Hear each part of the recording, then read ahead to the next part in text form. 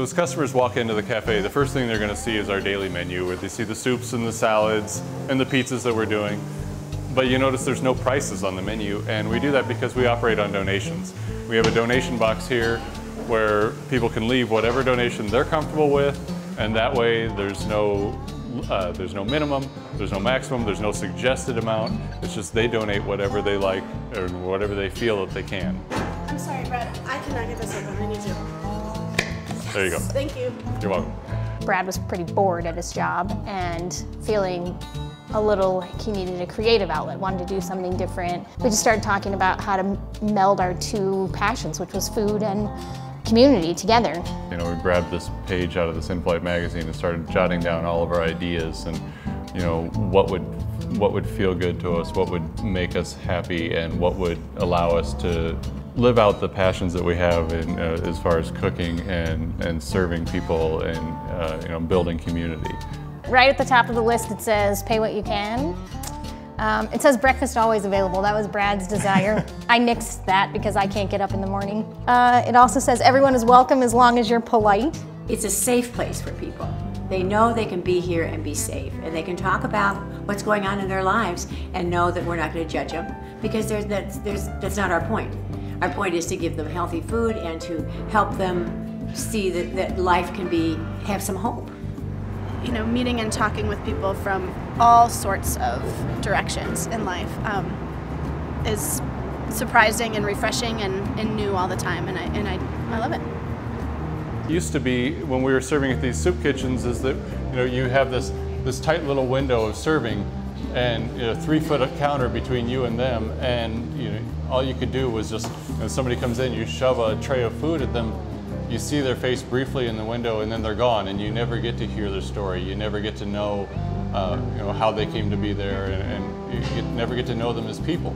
There are no prices on the menu here because we feel like that allows everyone to have access to the really good, healthy food. We just ask them to leave a donation for what they feel their meal is worth. It really surprises people, but we're able to cover about 75% of what we need just through that donation box, just through the daily, you know, the daily participation of people who come in and eat is enough to just about sustain this entire restaurant.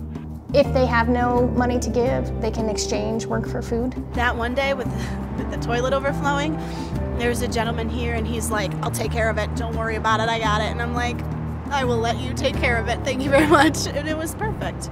So when you walk in the door, you have no idea who is, you know, there's no name tag that says I'm working for my food, or I'm, you know, it's the same with the donation box. We have no idea who's putting what in the donation box. So that really frees the two of us up and the community up to treat everybody the exact same way. I don't have to talk about, you know, how I think the world should be or what it could be. I get to just be a part of it every day and see that this is how the world is. There was definitely some risk involved with opening the cafe. You know, we weren't able to get a lot of funding from outside sources, so we had to put up our own money. We took everything out of our IRA accounts and loaned all that money to the restaurants. It was so worth the risk. It didn't matter to us that we might lose the money.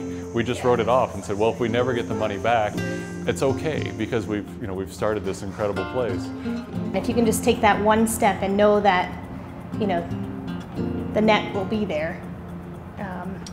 It's a very empowering moment when you can take the step and the net appears. I wore a uniform and I helped protect this country. Now I'm wearing an apron, like I said, and I'm helping wash dishes. But I'm putting a smile on people's faces, and I feel like that in itself will help out in the long run, especially when I become a professional later on in life and I have my own place. And I can look back on all the people that helped me while I was trying to help them. We're off to a garden harvest party with one of our suppliers. African refugees grow vegetables, actually kids grow the vegetables, work the farm, till the land, and then we buy our produce from them. So we're gonna go celebrate the end of the harvest season with them. If every business operated the way that we hope our business operates, it would be a different place to live. It would be a different place to be. And I think that's kind of the place I want to live. I want to live where everybody gets treated with dignity and everybody gets treated with respect.